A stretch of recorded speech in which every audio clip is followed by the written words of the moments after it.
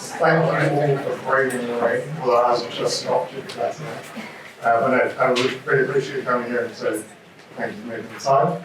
And thank you to Meg as well for hosting us this evening. So, this is our panel session on demystifying building accreditations. So we want to put them together and help lift the lid on the myriad of accreditations that we have available to us and that we're all trying to target recently. So we're just trying to kind of dip our toe into that and help better understand it. So what we'll do is I'll let the panel introduce themselves, then I'll come talk about kind of how the session will work, and then we'll kick it off from there. So, okay, we'll start. Afternoon all, my name's Kane Lewis, Senior Leasing Manager at Dover London. Hi everybody, I'm Raz Patel. I'm a building services engineer by trade from Abbey, and now lead this project. Hi everybody, I'm Matt Berg from Make Architects. Good evening. Hi everyone, I'm Jen Lyons from Aircon and I'm a Principal Building Performance Engineer. Very good evening. I'm Shyam Subi, Head of Sustainable Design and Energy from Multiplex Construction. So what we're going to do this evening is we're going to have a panel discussion, and then right at the end we'll hand over for a Q&A.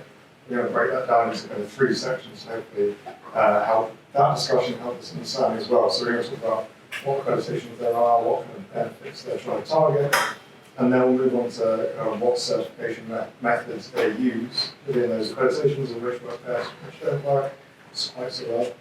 And then we'll look kind of forward as a market and where we think we're going to be in the next 5 years' time, and kind of what then becomes the minimum standard for developers and occupiers.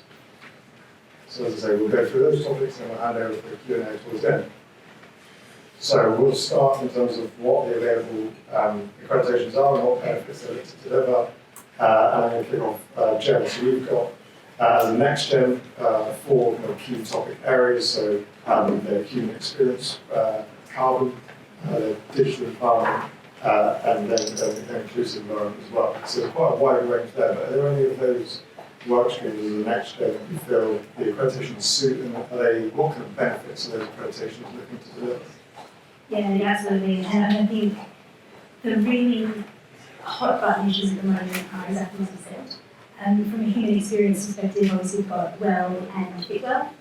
And from smart buildings and connectivity, we're really looking at wide score, smart score, and the various just smart applications that are behind those. But I think a really interesting one, certainly from my perspective, is looking at the carbon, net zero carbon piece. And so the NEGS UK is probably the most recent certification that's looking to focus on those. But obviously BREEAM does a really good job of looking at really all of those issues and more. And then you've got obviously the also and EPCs looking at building operation as well. And in terms of what benefits they're trying to deliver, it's really about defining what is best practice along each of those different sort of axes, and then communicating how far our buildings are going towards that best practice. And I think the real success we see in these rating schemes is when they do drive that culture change and have that impact across the industry, not just in buildings that are rated and getting really high ratings, but at every level of the industry below that. And so, I mean, Jen has mentioned a huge number there, so Raz, there are loads of them. I mean, are there too many? Or is it a good thing that we're kind of starting to move this forward? And do they bring to light some of the conflicts that we might not have otherwise kind of realise, so particularly around the kind of well or smart buildings and how that then marries to the carbon that obviously the more you put into the building, the smarter it is, the higher your energy consumption will be and the higher operational carbon. So how does that balance, and do you think we quite understand that yet?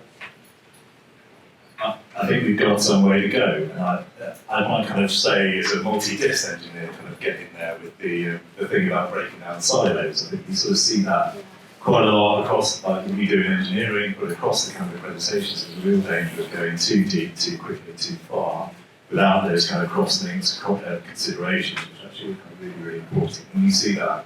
I can give an example, you know, in facades, like the years we've looked at facades in isolation, but actually from an operational point of view, you can chuck loads of carbon at facades and then ultimately kind of have the best operating building, but total answer is probably not the right place to be. So I think there's a kind of real balance that we've got to kind of strive for. And And the conflicts do exist, yeah. And I mean, lots of rating systems actually create conflicts against carbon, typically. Whether that's the introduction of circadian lighting or fresh areas of filtration, they all have this, they push up against each other. Similarly, from a smart perspective, we're putting a lot of things into buildings. We have a lot of kind of devices which can create a lot of carbon, but also this parasitic power, which then gives us these sort of background power loads and that. So there's a whole host of things that kind of, we need to have balanced properly against each other, breaking down those silos. And there are loads of these things, right? I think we were just having a discussion earlier about the number of things, like, 8 years ago, 10 years ago, it was really just sort of brilliant at that. And some EPCs, and both of those have merit in terms of lifting the bar and pushing us to be better across the board. Are they complete? I'd go as far as to say no. I think there's some space there. And when they first came in, they were stretches for us.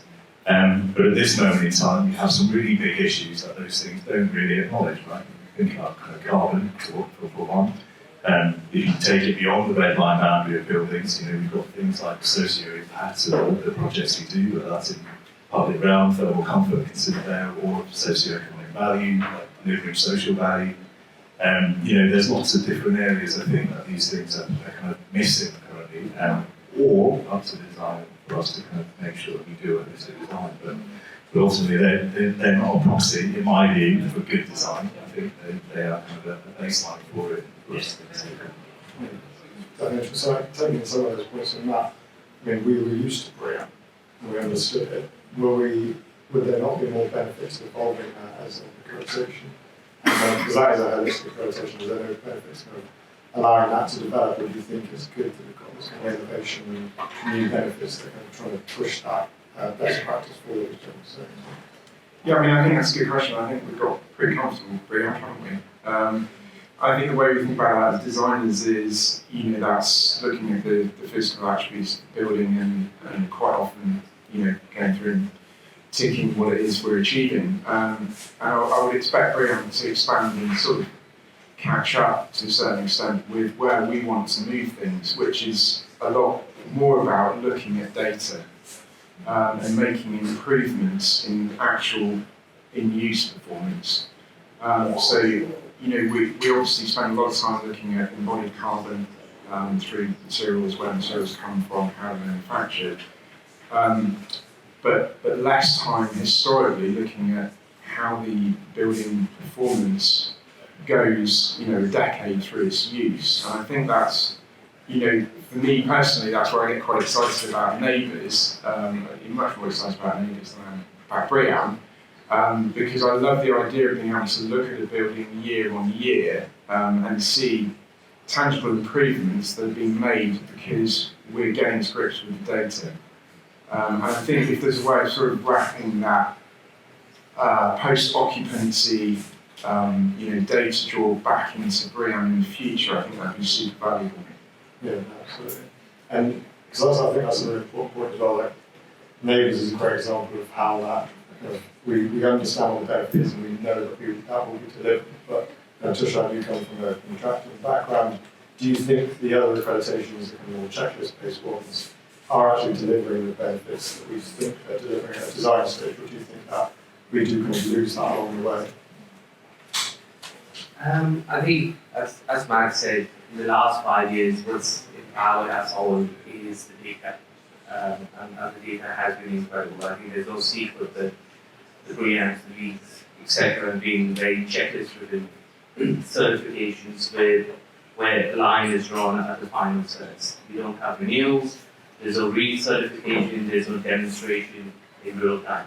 And I think that's where neighbours piece kicks in, where you have an annual renewal, it's based on real-time performance data. And I think even from that perspective, you still have post-occupancy evaluations, understanding the impact of the asset on people, their well-being, their thermal comfort, etc. So I think that's a cultural shift which is happening across the board, including rating systems, that from a checklist-based approach, everybody's looking at real-time data and very performance with that.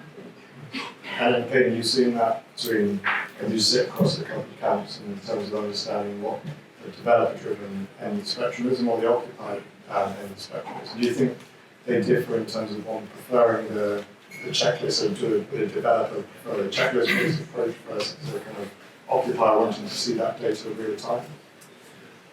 Well, I think we're at a very interesting point in the market because, as it stands, as a tenant goes out and searches for space in the marketplace, obviously sustainability is becoming more and more important. A lot of these certifications obviously go beyond sustainability, but the mentality of how a company is digesting this information is still quite high level.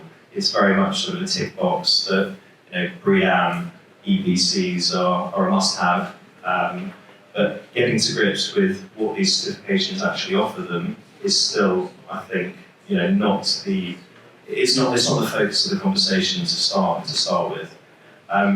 From our perspective, fundamentally we want to be designing best-in-class buildings, and I think that much of this certification comes, to Raz's point, as a consequence of a well-designed building.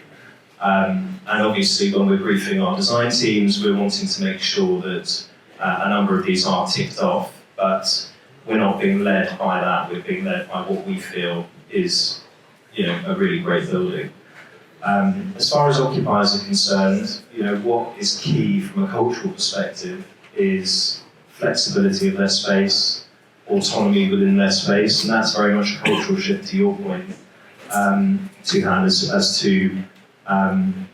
as to really where the market is moving, and you're starting to see this by the way in which tenants are fitting out and having control of their space. So I think as far as we're concerned, it's thinking about where the line is as to how far do we go versus how far the occupier goes, and making sure it's their responsibility as well. That's interesting in terms of setting that brief as well. So like Matt, as an example, our clients come to you with a brief. Do these accreditations help you understand that brief and kind of clarifying and say, we want to achieve well passing? You think, okay, I can understand that, I know that. Do you think actually they kind of make that a bit murkier in this, and as Kate was saying, that you're better with a stronger, more considered brief based on the outcomes rather than using the accreditations to kind of articulate that? Yeah, I mean, I completely agree with the point about, having to have a very clear concept as the driver behind your sustainability ambitions. I think, the thought of driving that ambition through a checklist on the checklist is, it's not the right way to do things. But if your concept is true and correct and ambitious, then you're getting quite a long way through these checklists anyway. I think where we'll see vast improvements in the future in terms of that design phase is being able to make very quick simulations and feed back into the earlier stages of the design. And that's happening to a certain extent now, but I think we'll get faster and better at it in the future. And I think if we can start to make those informed decisions earlier, then obviously it saves a lot of time, but it also means we can get to a better answer quicker. So on that, building on what we just talked through here, there we go. We did touch there a couple of times in terms of the certification methods and which works best. And Raz, do you think there's any kind of future for the checklist as an approach, or do you think there's, Tujan was referencing earlier, it's really going to be data-driven moving forward? And maybe I'll wheeze about something, which I think is the space for both, isn't there? And I think if I could just acknowledge the lowly EPC and what that's done for us. Right? I think the EPCs came in, whenever it was, 15 odd years ago. It's brought design up to a level, it's brought energy up to a kind of conversation that didn't exist before, and it still continues to do so. And so, whilst it's a pretty crude tool, it shouldn't be used as a design tool necessarily, but it is a good tool that exists in the marketplace. And I feel like, similarly with some of these checklist type things like BREEAM, it does, even to me personally, in the last week, where it's kind of, again, forced me to think about, one of the elements about passive design. And just make sure that you're kind of rigorous in your approach. So I think some of that actually is quite important. There's no question about data and the transparency of data that's coming in terms of what that's going to do for for the rating systems, right, in our designs. We think about kind of the risk, I might use the word risk a bit daringly, but risk from the sense of kind of what neighbours present to us. We currently, all of us as designers and as kind of, project consultants, leaders, put thousands of person hours into projects and walk away from them, got no idea, really, realistically, how they operate, right? And that, from a kind of operational perspective, is just, it's crazy. There's no other industry that bring that much time and those many people together and then not go back and check all together, I'd say. Maybe there's some, I don't know, you can hear from that yet. And the point there, I think, is that, we can't then afford to kind of just let these things slide. I think the data piece there is going to actually force us to create better buildings, go back and check that they operate in the way that they need to. And it moves then from a badge into actually much more significant things like asset value, kind of market recognition, market reputation. It's a much bigger piece, I think. Yes, whilst I do agree definitely that the kind of data-driven thing is where we're going and we'll drive that benefit. Jen, do you think it ever is going to, particularly in the short term, disincentivise people from going that route? Because as Raz was saying, there is nowhere to hide. So you do have to deliver. It's not a kind of nice checklist that you've ticked, and part of that is very much what's actually happening. Yeah, and I think it's interesting. You look at Neighbours UK, that the certification for operational buildings has come after the design for performance piece for new buildings. And I think that's really recognising the strength of the approach to something like WELL, where you do have, if not a checklist, at least some design guidelines, as well as the piece that is the post-occupancy measurement and verification. And so, and then you do talk to clients, and particularly around the Neighbours UK piece, where I spend a lot of my time, there is a lot of concern what happens if you don't get the rating that we targeted. Now look, the answer to that's quite simple. Well, we'll try again next year and we'll do better for you next year. But I think in the short term we are going to see a bit of that fear, I think, holding back the market. But the question for me is, well, can they avoid it? Can we avoid this data and transparency? As a society, it is no longer acceptable to us to have companies make claims about sustainability without backing them up with data and transparency.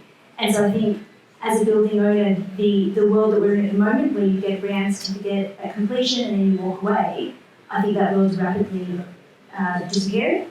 And we do need to use the next 2 to 3 to 5 years to really look at the operation of our buildings and make sure they are getting better year on year on year, because it's not going to be an option to do otherwise. Yeah, so there's a couple of interesting things to pick up there. So, Raz, to one of your earlier points, we kind of hand over the keys quite often and we don't see that. Do you think we're going to start seeing more involvement from a consultancy and a professional side of things into operation? Because it's very much been a kind of quite clear line at completion. But do you think, as John was saying there, that the building will evolve and will improve, and that refinement will be consultant-led as well? I think we have to change quite a lot of what we do at the end of projects, I think, and it goes across multi kind of levels, which I think is a bit about designers, consultants and those things, but I think in terms of contractors, I think Tisha, you might have a point to make here, but we have to, at the moment it's very difficult, let's face it, at the end of a project, to got to be careful what I say. It's very difficult at the end of a project to commission a building well and then get it done, because the drivers are very different at that position in time. So to get a contractor or subcontracting team to deliver something that's really tuned and performing how you want it to, that has to change. That has to kind of be a much longer contract that needs to happen. The FM involvement in this has to shift in terms of the way that we kind of are looking after our buildings, looking after the asset. That's quite a significant change in the market, I think. And then there's also kind of the tenant engagement. I think there's a big space opportunity, I think, in terms of how we are talking to tenants or engaging with tenants, apart from, but also through that process. I talk a little bit about sort of nudge theory. We're not going to get away with just again handing over the keys and walking away. This thing has to be a landlord, tenant, occupier led kind of multifaceted thing that we are nudging consistently, these behaviours to be better, from an energy perspective, from an occupier perspective. Yeah, so there's a couple of points on that I want to pick up, but the first of which So Shani alluded to it there. Do you ever get that handover kind of from design to on-site? I think how are these guys promised that we're never going to deliver that? Is there a bit of a mismatch there between what happens in design and what happens on site? Or do you think that's getting better over time? I think what I'm really looking forward to with Natives kicking in is the start and the end completely changes. So I think early contractor involvement would be key. It's going to rely extensive collaboration through the process with the entire team.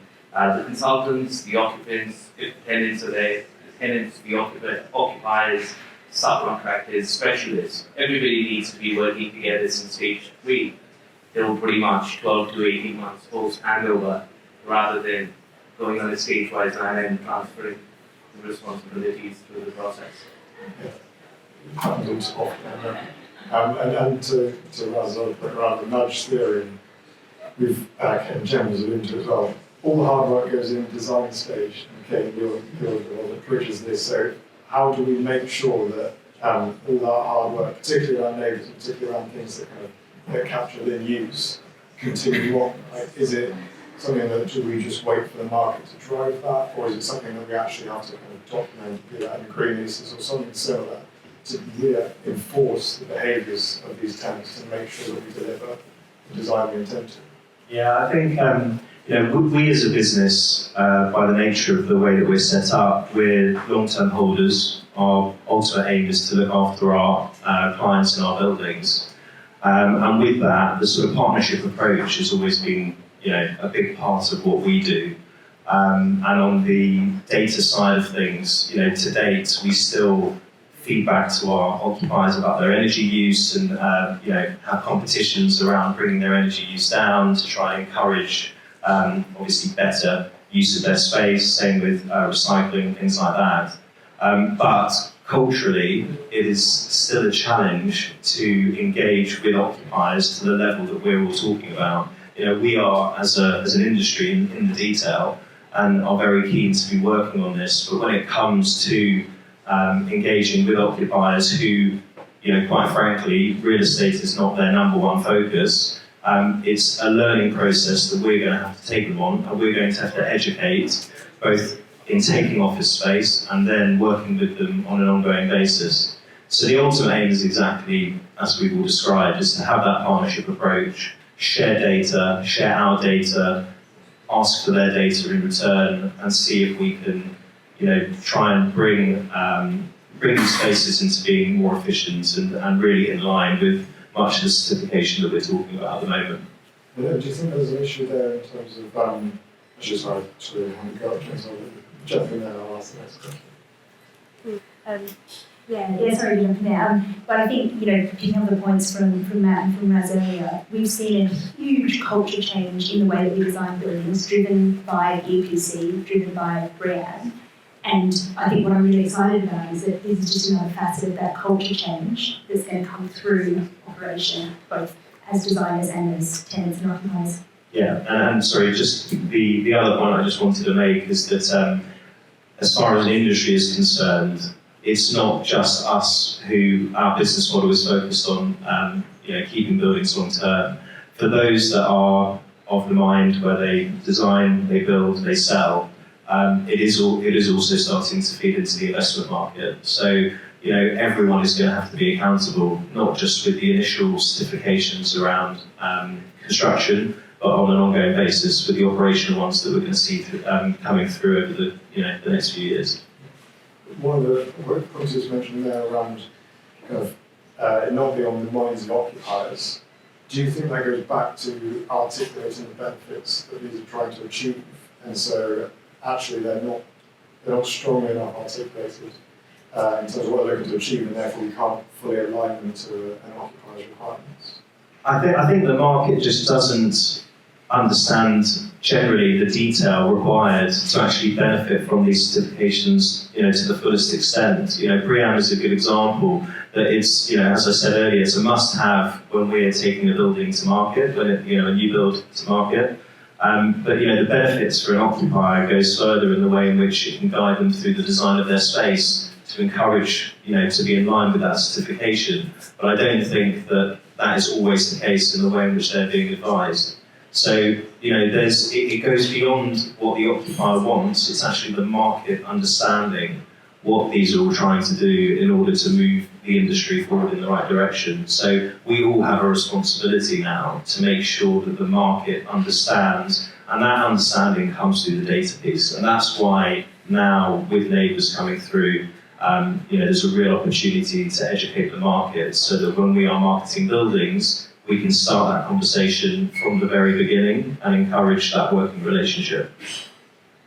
So on that, in terms of moving forward and looking at the kind of market expectations, so Matt, from your perspective, again, sat in front of that client with a brief, what have you seen in this kind of last couple of years? I know COVID was obviously a big thing, but do you see the brief changing in terms of what the client requires? And are they asking for everything? And is it those fall away over time, or is there an expectation that we think in 5 years' time everyone's going to expect everything? So right now we should be doing everything. I think our clients always ask for everything, and then some more. And that's why we enjoy the ambition and challenge.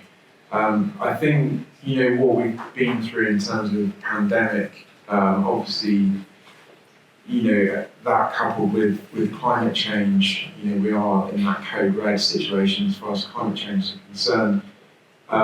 People's mindset has shifted. I think it's fair to say that we're thinking a lot more about how we use the rest of our time left on the planet. There's some fairly deep thinking going on, and I think that's reflected in how people think about their associations to their workplace, to their employer, to the brand. We're seeing lots of businesses going B Corp now.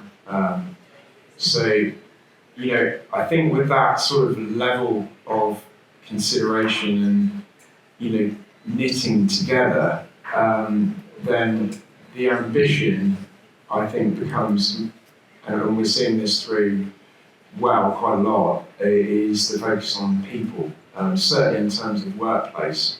And I won't name agents, but we have had a couple of agents kind of say, through this particular set of occupiers, the focus is on the brand's fine, but we're going to focus more on what we can achieve in So it's just that people focus coming through. I think we, at that very beginning stage now, will by default do a retro fit scheme, refurb scheme, because if we haven't done it, then we're not really acting responsibly. So every scheme we look at in the office, whether or not that comes out, has a refurb option as defaults. And obviously, there's good reasons why we might move past that, but that does establish a certain way of thinking, and obviously there's certification that backs up those approaches as well. But we have also become, very focused on, the carbon target number. That's very involving for us at the early stage in terms of where we think that needs to sit. So I think reveling the challenge.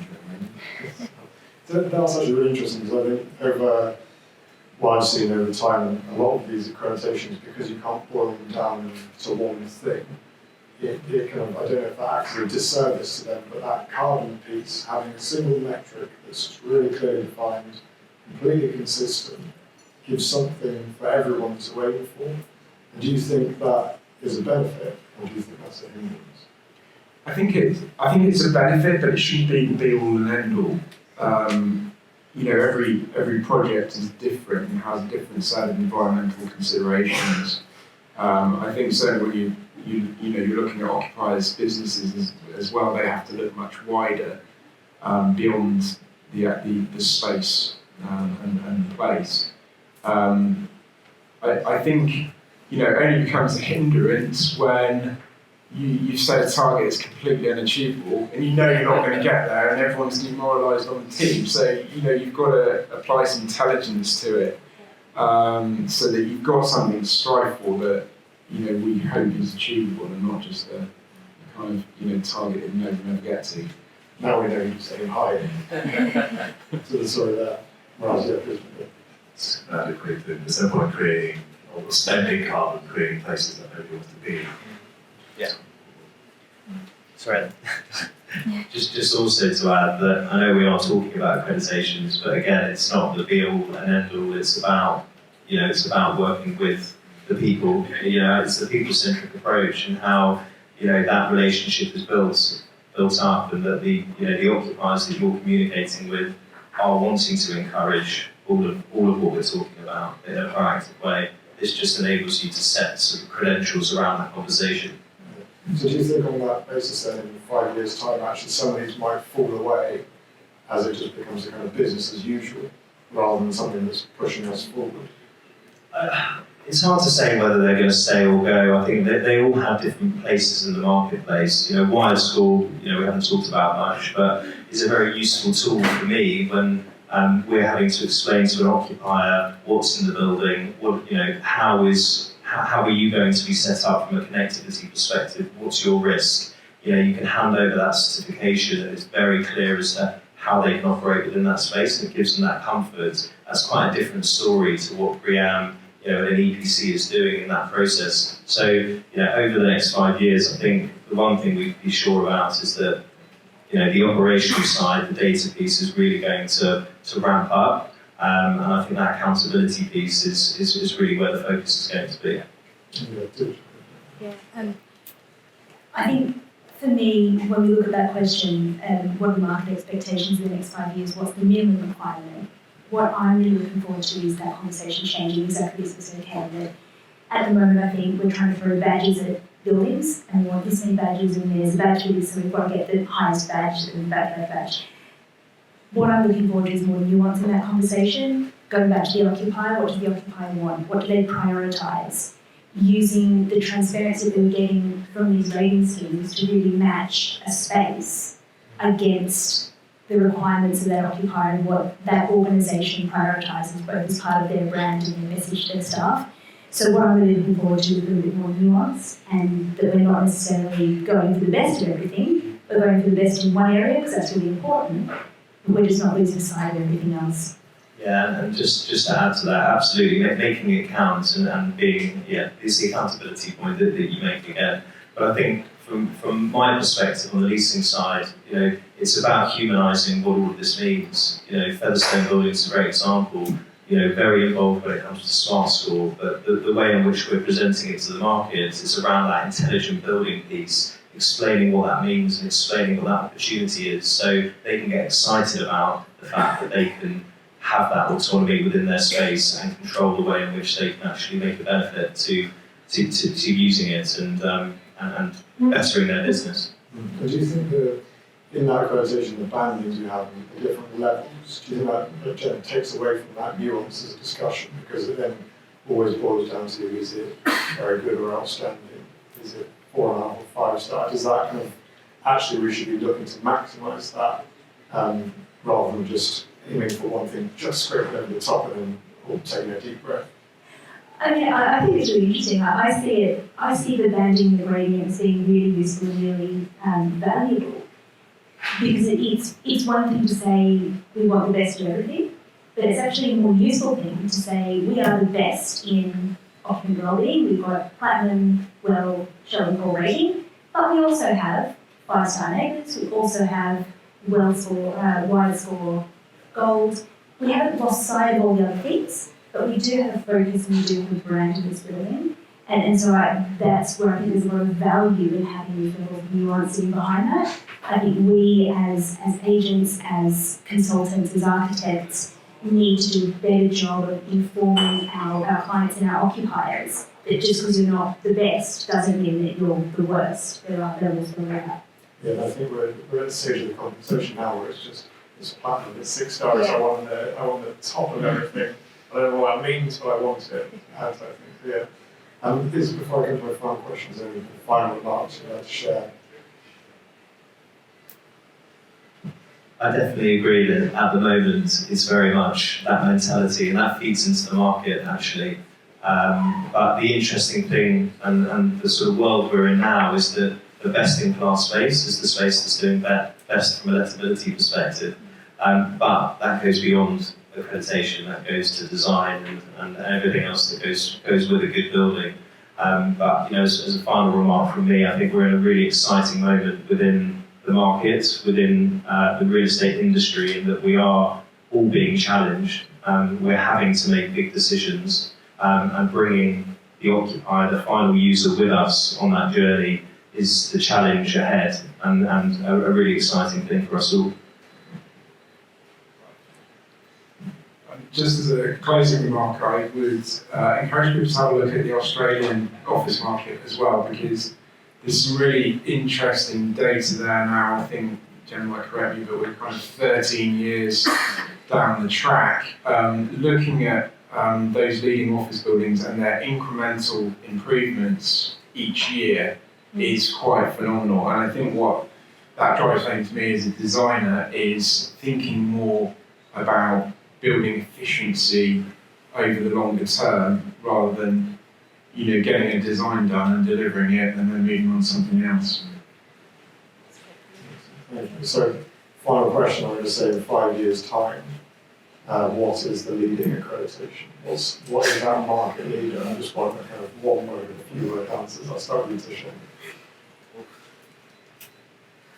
I think that we definitely foresee NABERS being one, because it's based on data, and it enables the occupants to say whether it's a walk-to-walk building or it's a walk-talk building.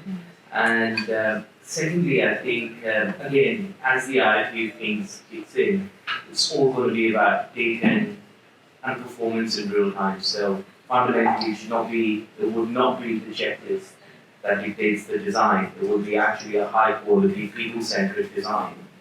And the certifications would just be by product. Thank you. Okay. And short one from me, good about neighbours. Well, I think there's always going to be the kind of physical attributes, but which is the BREEAM. But I agree that there's going to be a massive focus on neighbours. So maybe it's BREEAMers. Taking the cross-linking. I agree with the guys, but I think also there's one core one I don't think we've created yet. That obviously is kind of a smart answer, but I do think there's a gap for us, I think, on total carbon. At the moment, NABERS focuses on operational carbon, which, again, as I was saying earlier, you can throw loads of carbon at stuff to give you the best operational answer. Is that the best total carbon answer? I'm not sure it is in the carbon emergency now. And so something that brings together embodied carbon and operational carbon, I think, is a must, to then also give us the kind of ability to differentiate buildings from their good space. So that's it. To the end, just to try and say something a little different, I will say that I think that inclusive design is an area that we're just starting to understand and bring into the brief when it comes to designing workplaces fit for all. So that could be quite an interesting certification for the future. Yes, thank you very much. I'd like to open up the floor then, if there's any questions for the panel. Yes. So I'll shout from here. Go on, I think, yeah. A lot of the conversation is focused on the performance gap, which we sort of used to think about being construction and completion through to occupation. But I'm wondering if there's another gap that's between sort of planning and completion. And when BREEAM first came out, it was voluntary, and now it's mandated. We do the planning application in London for certainty. The more accreditations we have, do we think the planners might start to take hold of those? So we're going to do more and more work required to actually getting a design complete to go through planning before we even start talking to them. Hello. What I will say on that is that it comes back to, I think, my first point, which is around well-designed buildings. I think that they're only going to come into the planning system when they are showing their worth in the marketplace. And even though when we are briefing our design teams to be designing our future buildings, I think it will come down to the fact that the best-in-class buildings in that marketplace should tick those boxes.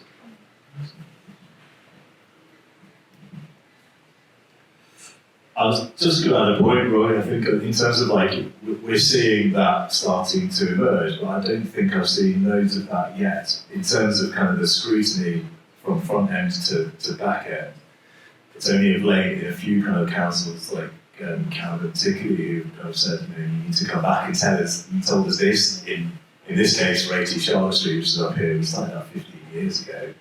But at the end, they might tell us you've done what you told us you were going to do. That one was easy, actually, because it's like, our legs have improved so much and the buildings improved. But I do think there's a real danger of latching on to 10 accreditations, and we're in deep trouble at that point. We're already kind of, trying to do 10 different schemes, which are beyond anything really expensive to do. Right? And so I think across the board, there's a kind of real challenge for us in the industry that, those things, and it comes back and they'll keep happening on like the cross-linking piece, and having this thing that kind of brings these things together is like really, really critical.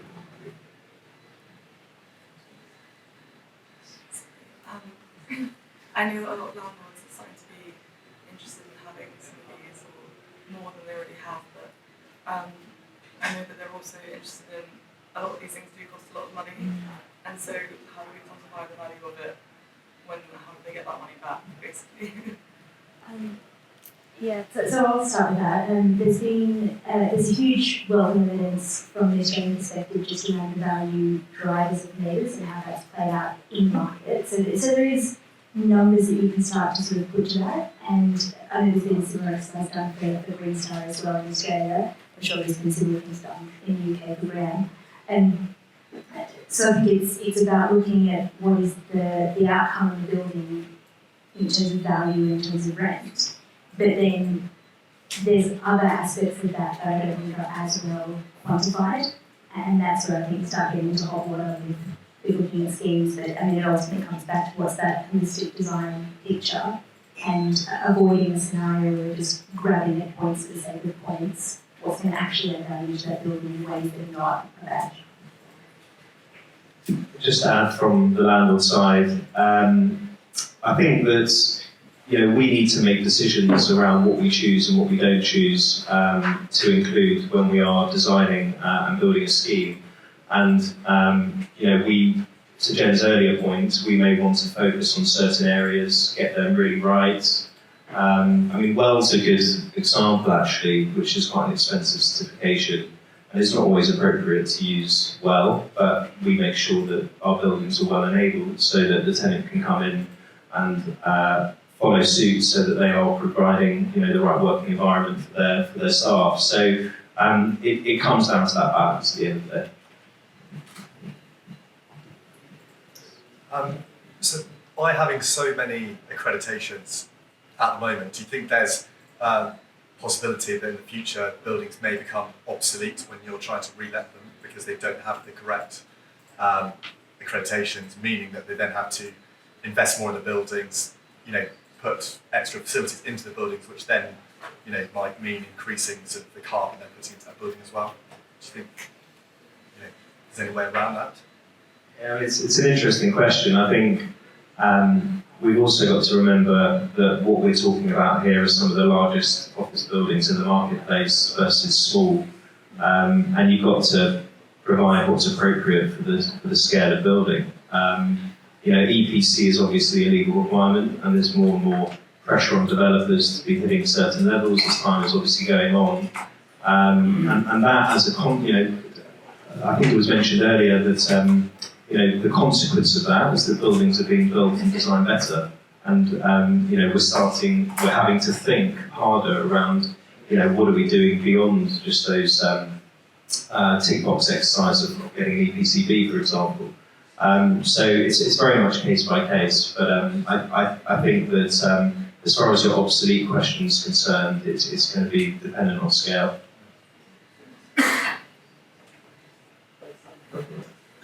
To avoid kind of collecting the accreditations like scout badges, what are the best ones to achieve, particularly as you reference the climate crisis, to achieve an environmentally conforming building? I'll just say one thing, which is what's exciting is that you've got BREEAM for the construction side and you've got neighbours for the operational side, and both will be as influential as each other in getting to that end goal. don't think it existed. In climate world, the climate emergency is now, right? It's carbon now. So which one of those actually looks at total carbon?